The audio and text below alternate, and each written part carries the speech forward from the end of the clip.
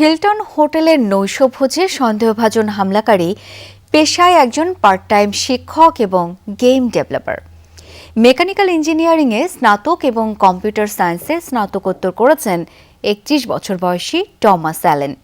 নিরাপত্তা বাহিনীকে ফাঁকি দিয়ে আকস্মিক দৌড় দিলেও শেষ পর্যন্ত আটক করা হয় তাকে।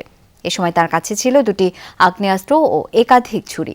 পুলিশের ধারণা এই ঘটনায় আর কেউ জড়িত নয়। অবশ্য এখনও জানা যায়নি টমাসের হামলার উদ্দেশ্য। অয়েল অ্যাবজর্ব করে আপনার পরিবারকে রাখে হেলদি। ফুড গ্রেড ম্যাটেরিয়ালে তৈরি যমুনা কুকওয়্যার। হোয়াইট হাউসের সাংবাদিকদের নৈশভোজকে কেন্দ্র করে ওয়াশিংটনের হিলটন হোটেলের বলরুমের আশপাশে ছিল সিক্রেট সার্ভিসের কঠোর নিরাপত্তা বলয়। সেই বলয় ভেদ করতে চেকপয়েন্টের সামনে এসে এভাবে আকস্মিক দৌড় দেন সন্দেহভাজন হামলাকারী। সিক্রেট সার্ভিস এজেন্টদের তৎপরতায় আটক হন হামলাকারী ৩১ বছর বয়সী টমাস অ্যালেন। তবে এর আগেই এলোপাতাড়ি বেশ কয়েকটি গুলি ছোড়েন তিনি। হামলাকারী টমাস ক্যালিফোর্নিয়ার টোরেন্স শহরের বাসিন্দা। ক্যালিফোর্নিয়া ইনস্টিটিউট অব টেকনোলজি থেকে মেকানিক্যাল ইঞ্জিনিয়ারিংয়ে স্নাতক এবং ক্যালিফোর্নিয়া স্টেট ইউনিভার্সিটি থেকে কম্পিউটার সায়েন্সে স্নাতকোত্তর করেছেন তিনি।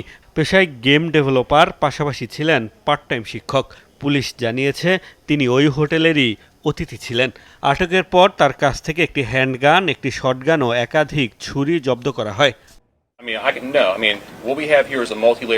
প্রাথমিক তথ্য অনুযায়ী সন্দেহভাজন হামলাকারী এই হোটেলে অতিথি হিসেবে ছিলেন।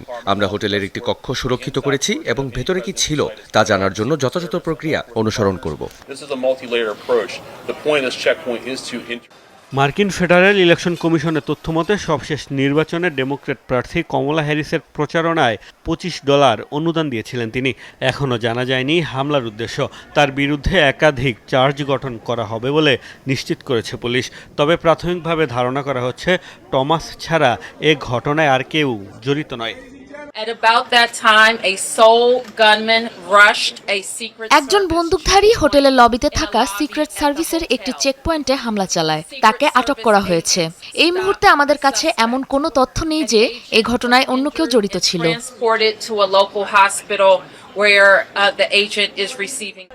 গত এক শতাব্দীরও বেশি সময় ধরে প্রতি বছর হোয়াইট হাউস করেসপন্ডেন্টস অ্যাসোসিয়েশনের উদ্যোগে ঐতিহ্যবাহী এই নৈশভোজের আয়োজন করা হচ্ছে।